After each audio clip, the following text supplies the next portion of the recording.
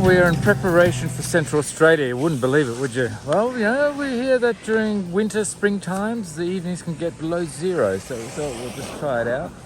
See how we're handling the below zero before we go out into Central Australia. It's not below zero. No, it's not below zero. Anyway. Well, we have started the Shakeout Tour, which is a 2-week tour of the Snowy Mountains. We've packed up the Land Cruiser.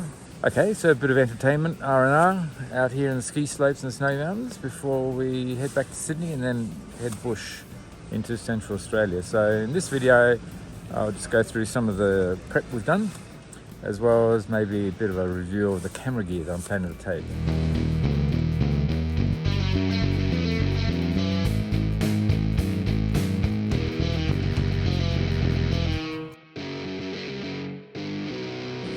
We're limited to 1 tunnel bag each for clothing, etc. Yippee! and about 4 rucksacks for me with regards to the camera gear, which we can have a look at now. Alright, well, my first 2 cameras are the iPhone and the Nikon W300, because they're the ones that I'm filming with right now. And the reason for these 2 cameras is because they're small and compact. They can just fit in your pocket. So available anywhere, anytime to do some videoing. As long as I don't have any strong wind, because then when the wind comes up, the crackle and the distortion on the microphone's not very good. Okay, so what's happening here? We've got this particular run's called the Olympic Run. And it's rarely open here in Perisher, and today it's open. And we've got a bit of snow falling, only a little bit, but then the clouds come over and the visibility goes down to nothing. So I'm going to attempt to film with 2 cameras going down here. Let's see how much success I have with that. Oh well, I'll turn that on. Put on my glove.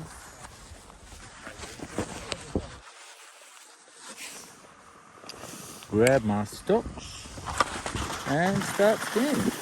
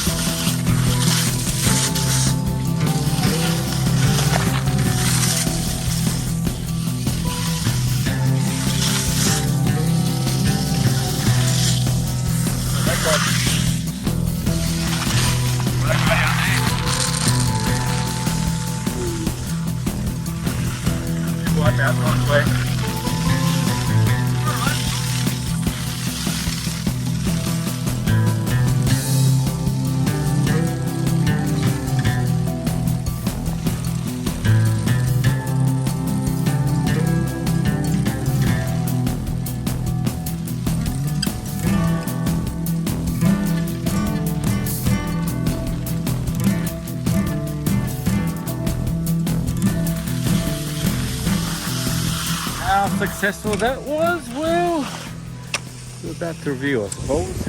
Alright, so yes, okay, back to the 2 cameras. Look at this.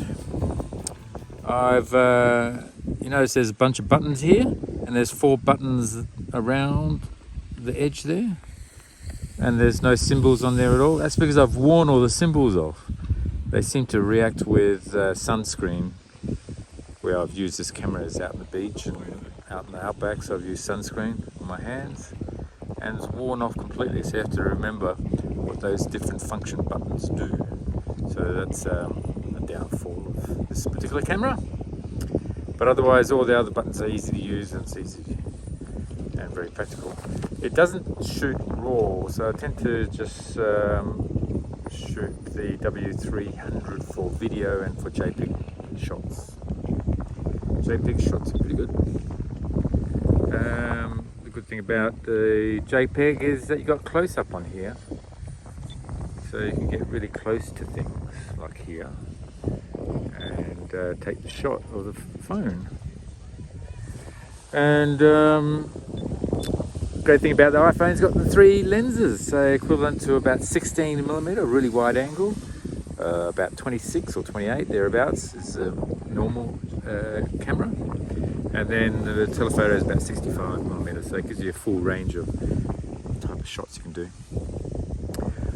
What else can I tell you? From a handling point of view, this is easier to handle than the iPhone. And it's got a strap and you can hold it. And I've got a little tripod mount down the bottom here. You can just see.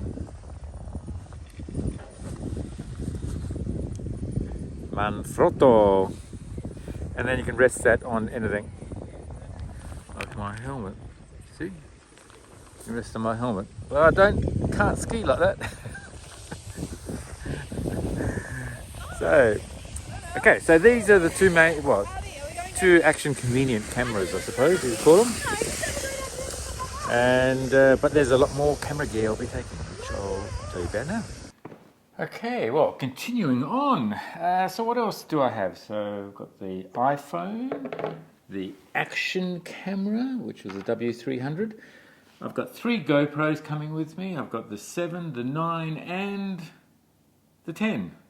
And you might say, well, why do you need so many action cameras? Because they all function slightly differently. The quality of the 9 and the 10 is the best as far as the video is concerned. The 10 is still quite unreliable. I can't believe how GoPro just can't get their GoPros consistently good. Each time they bring out a new model, there's something wrong with it. The GoPro 10 seems to overheat all the time, so if you're going to be filming for more than 10 or 15 minutes, it just eventually just stops. That seems to be also the case when you try and charge it. Sometimes it just overheats and just doesn't work properly. But anyway, when it is working with the editor's edition here, with the battery in the sleeve here, the tripod, and the microphone works really well, so in windy conditions, this is the one that I'll probably be using the most. Unfortunately, I smashed the 9, so I've got tape on the screen here. So it's not exactly, well, it's not waterproof anymore, but it does some good video, so that's good. I'm actually recording right now with my Z6. All right, we'll get some video on that. And using my DJI remote mic, so that's the Z6. That's working quite well, and you can see the little microphone indicator there. So that's working well, and there's the screen. So the Z6, that's great. I'll be using the Z6 for some filming, in addition to all my action cams here, action cameras. Something new. There would have been a video, maybe a week ago or so, and that I got myself a second-hand Nikon D800 that has been converted to infrared photography. So, you know, my Central Australia trip's going to be landscape photography. I'm looking forward to seeing what I can do with this. I'm no expert in infrared photography. There'll be some shots I'll share in this video that I've just taken around here, and I'm at Lake Krakenbach Resort in the Snowy Mountains. Very nice. Staying in at Snow Inn Lodge Chalet. So yeah, so I'll be taking this. I've got a 18 to 35mm lens on this, and also I've got my trusty 70 to 200 f2.8 AFS lens. Now this will fit onto my Z6 through the F2Z adapter. So on the Z6 I've got the 28 to 70 f4S Z lens. That's what I'm filming with. But then I've also got this little small compact one here, compact by mirrorless and the digital SLR standards. It's a 40mm f2, which is also good for videoing. But you know, in low light portrait work, that will be a nice lens to use. So that's those cameras. I do also have my drone, my DJI Mavic 2 Pro, I think it is. So I'll be droning away wherever I can, away from people. If that wasn't enough, I've also got my Leica here, which I hope to use as well in landscape photography, people photography, and whatnot. So let's see what I've got in here and the choices that I have as far as lenses are concerned. Alright, so I'm only taking 3 lenses. I've got the Leica M11, I've got the 35mm f2 Apple. So, and this is the one that can focus all the way down to 0.3 meters. So that's great. Should be able to get some good photography done with this combination. Small, compact, great for the evenings, particularly when you're socializing in these interesting locations around Australia, the little pubs and the outback locations. For landscapes and for portrait is going to be my f2 Apple, 90mm f2 Apple Summicron. So that's that one. And then for the night skies in the evening, there's always night sky photography. I've got my 21mm f1.4 Summilux lens. I can replicate any sort of photography with any of this equipment. You don't need any, you could just, as I did in those early days of adventure travel, just travel with my little W300 adventure camera, Nikon adventure camera. But to have that flexibility and to have multiple angles, well then hopefully I'll be able to produce some good quality content and video for you guys.